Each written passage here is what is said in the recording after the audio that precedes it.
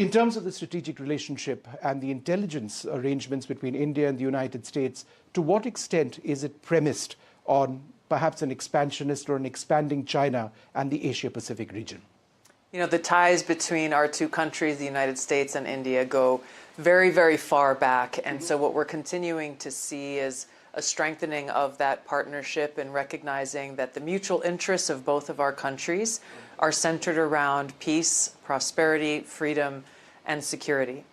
So now as we see a new administration coming in with President Trump's leadership in the United States, of course, Prime Minister Modi's long-standing leadership here in India, we have two leaders of our two great countries who are very good friends and who are very focused on how we can strengthen those shared objectives and those shared interests. So in a sense, it's taking forward what we already have in terms of the strategic partnership, and that's one of your primary goals, right? It is. And how were your meetings to that end? It is. I've been having great meetings, and of course this began with Prime Minister Modi's visit to President Trump in Washington, D.C., very shortly after he was inaugurated back into office for a second term, where they really set the tone and set the vision for where a stronger U.S.-India partnership and friendship can lead to.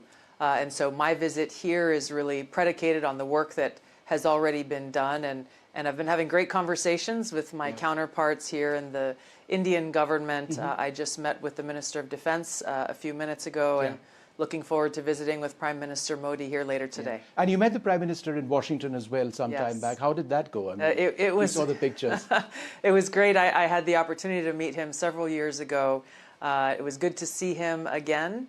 And it was actually very perfectly timed, where it was maybe 1 or 2 hours after I was officially sworn into this position as Director of National Intelligence that he arrived in Washington, D.C. and had the opportunity to welcome him back to the United States. Yeah.